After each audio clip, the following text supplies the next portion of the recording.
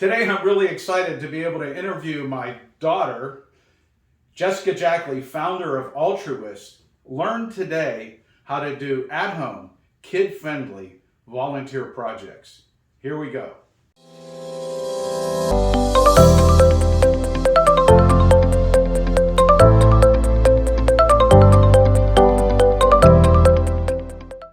So Jessica, I gotta tell you, you have so many roles. You're a mother of four. You're a daughter. You're a daughter. You're a serial entrepreneur. Mm-hmm. You're a wife. You're a sister. You're a venture capitalist. You're starting up a new company. How do you hold it all together? You've seen my house, right? I am ruthless in my prioritization. That's a real answer. And I do what is needed to get the job done, and then I go overboard trying to lavish time and attention on my kids. So they get the lion's share of everything, and my time and my focus, my attention and my energy. But I've gotten pretty efficient, I think, over the last 20 years, knowing what needs to be done, getting those things done, and not worrying about the rest. I also have to say I have the most amazing teams around me that inspire me and help focus me and do a ton of the work too. So we all work together really well. That is fantastic. So you've gone through this unusual path to arrive at where you are today. Mm-hmm. And some of our audience may or may not know about kiva.org, the thing that I think you're famous for in the public domain. But why don't you start there and tell us how you got to Alltruists today? Perfect. So out of college, I knew I wanted to be of service to the world. I didn't have a specific plan. There are not a lot of nonprofits that have the funding to show up at a bunch of college career fairs. I didn't know what to do. And searching for a thing, a role, a first job, by virtue of just looking at a sector that is defined by what it's not, the nonprofit sector. I didn't have a really good strategy for figuring out how to do the first thing. So I had a temp job. I just sort of took the first job that I could. It happened to be a temp job in a place called Stanford Business School, where every day people were thinking about using business skills and entrepreneurial thinking to solve social problems. So even though I had no interest in business or entrepreneurship, I just didn't think that was my thing. I wanted not to take money from people, selling them things they didn't need. I wanted to be a giver and a contributor. So it didn't seem like my place, my people, but it turned out that I learned in those first few years in my temp job that there were all sorts of amazing ways to build entities, to build ventures that could do anything. You could do something good, bad, weird. You could build teams and build organizations and direct them in whatever direction you wanted to. And it was all sort of the same set of tools. So I wanted to learn those tools, and I wanted to build something that would be useful and helpful to people. I learned about microfinance, so financial services for the poor, for people living with economic need, I should say. No one wants to, we don't say that much anymore. Anyway, I wanted to build something in service of kind of catalyzing micro lending, in particular, small loans, that $25, $50, $100 sometimes, that can be used to really push forward to catalyze small business activities. And so the first thing I wanted to do is get close to the people I wanted to serve. So I quit my job at Stanford. I moved to East Africa. I was in Kenya, Uganda, and Tanzania for a few months, as you well remember.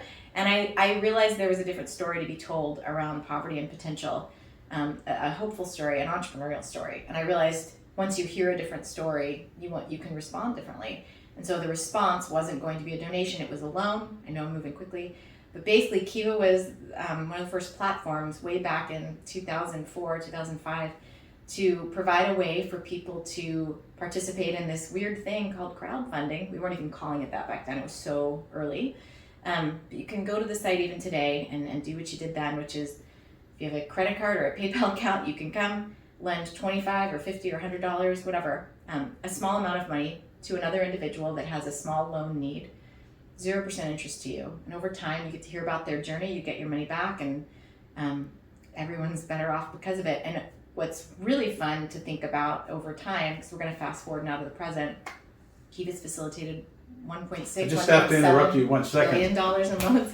Yeah. You know, how many million? Billion. Yeah, 1.7 billion in loans in these little $25. Kind of crazy. So, It's crazy. I mean, from your dad's perspective, I know you would say that you wanted to help people. And I go, that's nice, but I have no idea how to go about that or how that would work out. And Yeah. those are some pretty It works. amazing It works. results. And what do you figure? I mean, what is it like 1.7, 1.8 million businesses? So you got to figure there's I don't know. I 20, guess it 30 is. million people affected. You know, the website's always smarter than I am, so it's all on the website. I don't want to quote any stats because I don't know these days, but it's a lot, and it's been a really beautiful thing to be a part of. Well, let's shift gears into some of the things that came after Kiva.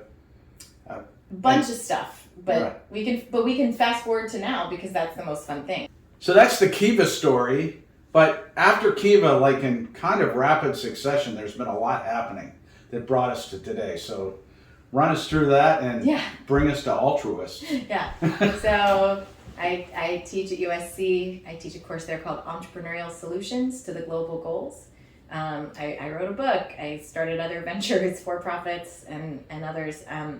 Started a consulting firm at one point. Anyway, a bunch of stuff.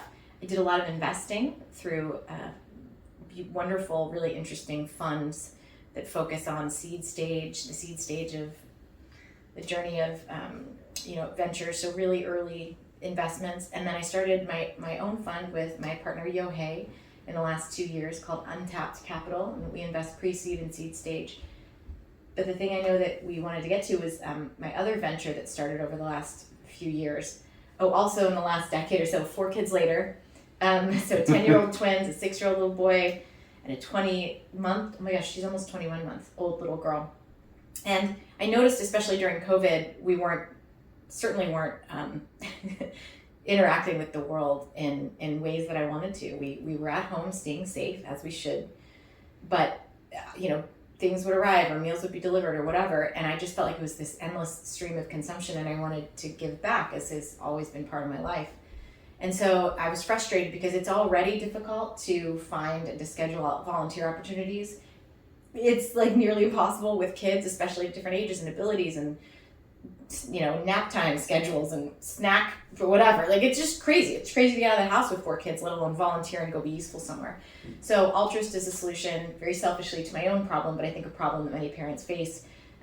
We provide, every month we create a new box, and we provide a way for families to volunteer at home with their kids, kind of anytime that fits their schedule. Each box is focused on a different issue. So we have one on homelessness, one on saving the pollinators, one on hunger, one on refugees. Next month, December, is on clean water. And we partner with best-in-class nonprofits to create, we're sometimes reinventing and creating brand new volunteer opportunities that are appropriate and really engaging for kids and families. But we're also providing this experience around it. So it's not just the volunteer activity. There's learning and empathy building ahead of the activity through content that we draft and stories of kids who encounter this issue in a very different way than most kids using the box. And then there's a $5 donation included in the box. There's also a give component, and then do more. We provide a bunch of other activities and resources for families that want to keep going. The volunteer activity, if I can speak for like 30 seconds on this, is really the heart of it. So for example, in the box that's on housing insecurity, we have this beautiful project we developed with our partner New Story. They're a nonprofit that builds houses for individuals. They work primarily now in Mexico, and they're just an incredible powerhouse of an organization. But they worked with us to design a keychain making activity. So kids make this beautiful, colorful, beaded keychain, and then mail it with a little card that they color in as well to our partner in Mexico. And then when these families move into brand new houses built for them by New Story, their first house key is handed to them. Related to real estate, there, look at that, I worked that in. Their house key is handed to them on this keychain created by our community of kid volunteers, and it's really special. We are trying to repackage and redistribute the opportunity for families to serve together. And I think what I'd like to ask you about, so we have something really fun here, a fun family project. Yeah. Everybody gets together. Yeah. It has a positive result, and it introduces volunteerism. Mm-hmm.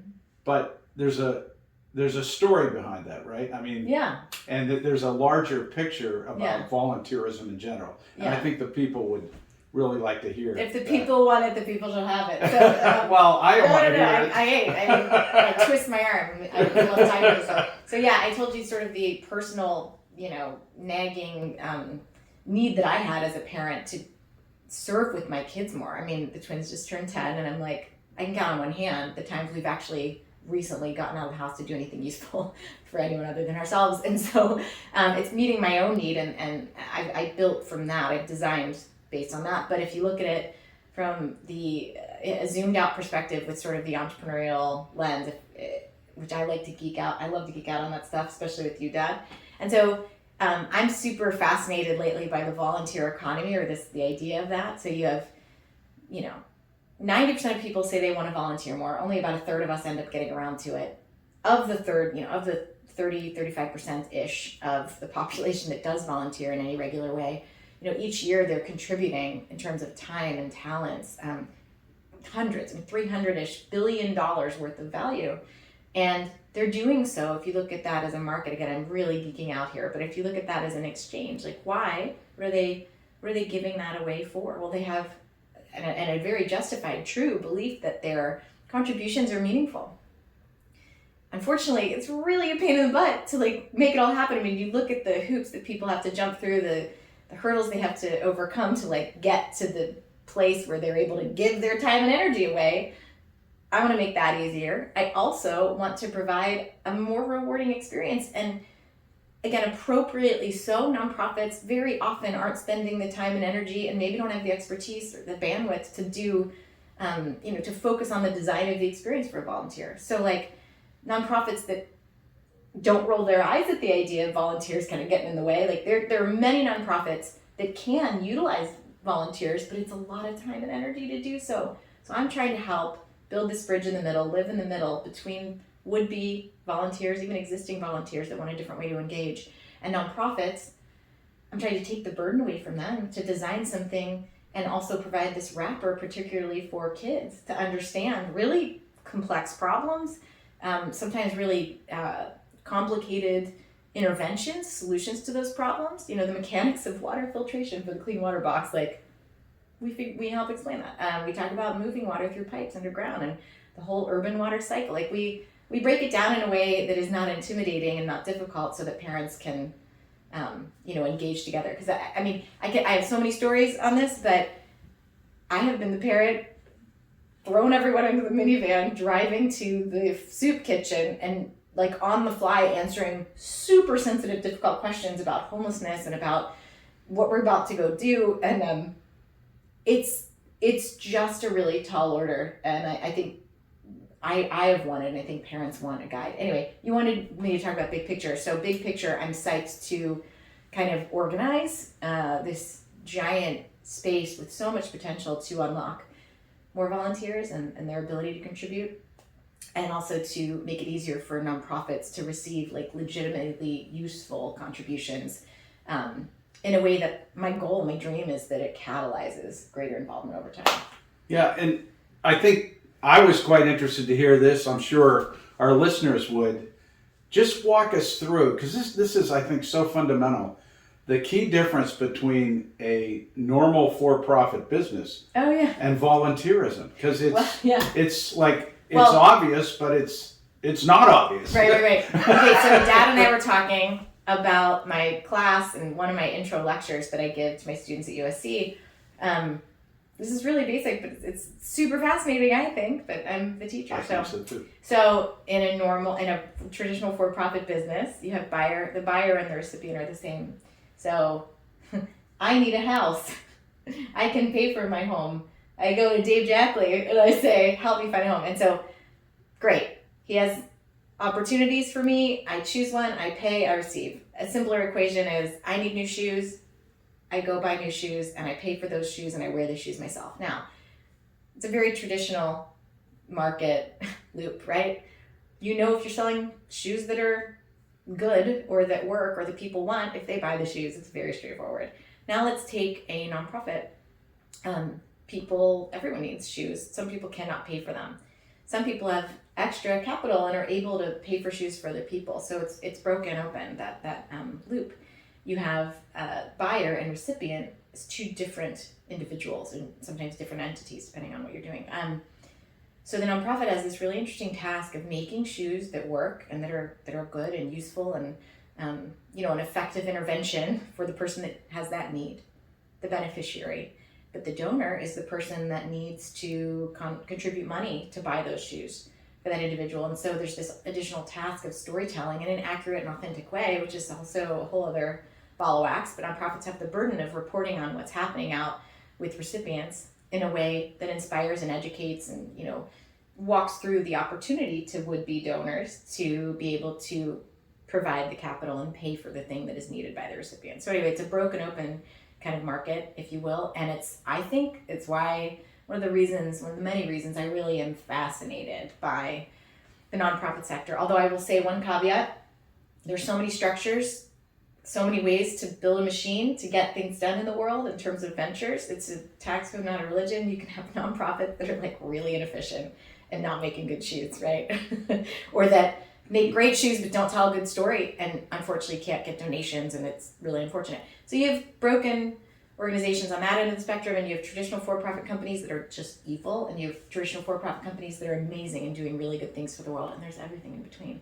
So it's not about good guys, bad guys, nonprofits, for-profits being in this black and white, very polarized spectrum of impact. It's all very blurry. So I think as an entrepreneur, I want to build things. I feel really privileged to get to build things that have the impact that I want. And after thinking through how I'm going to get that done, only at that point do I choose the structure that makes the most sense for that machine to deliver the impact that I want to make.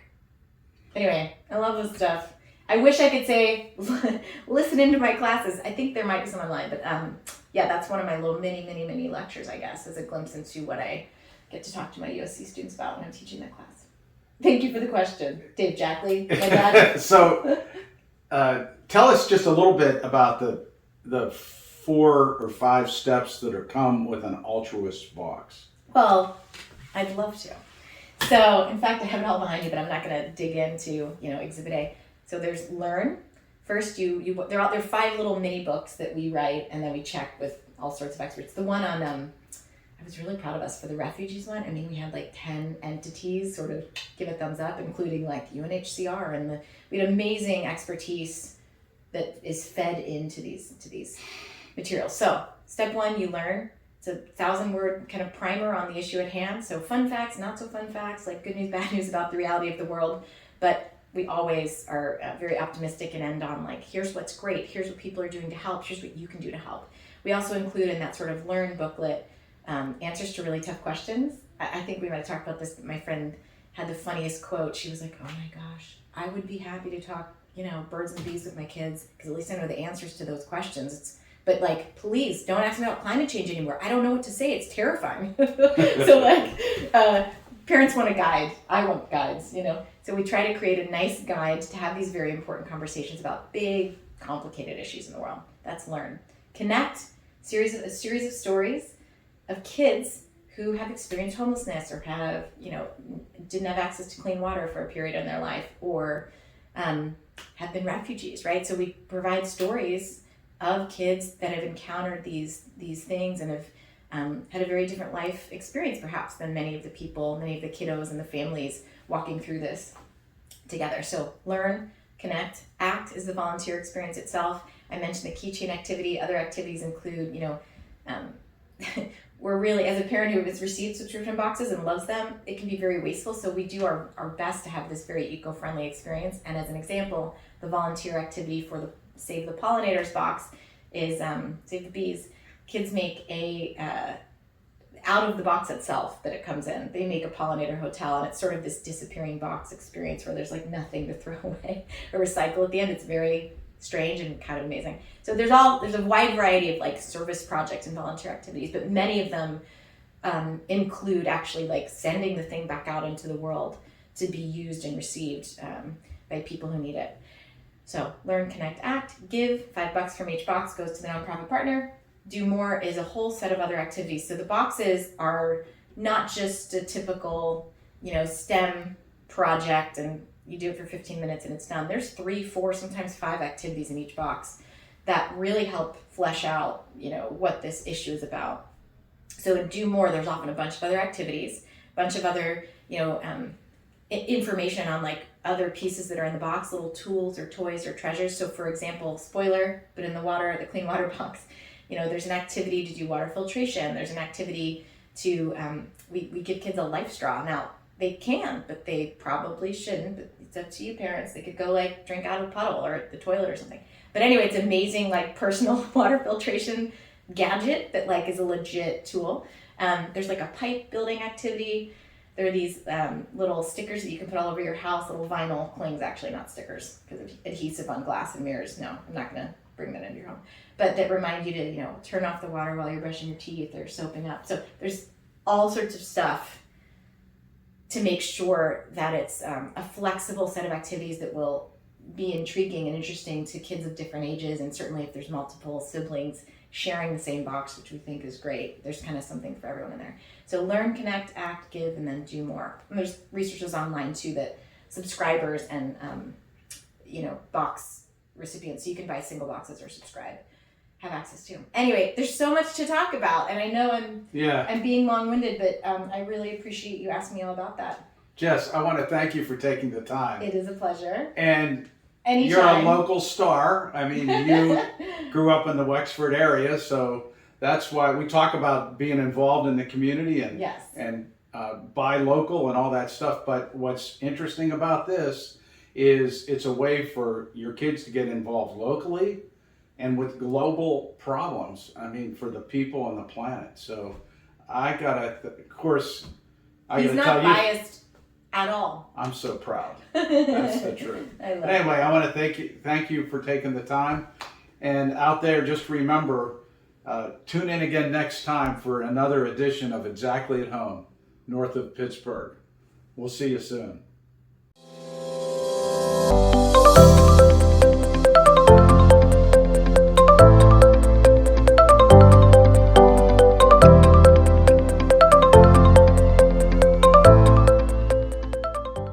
That is so wonderful.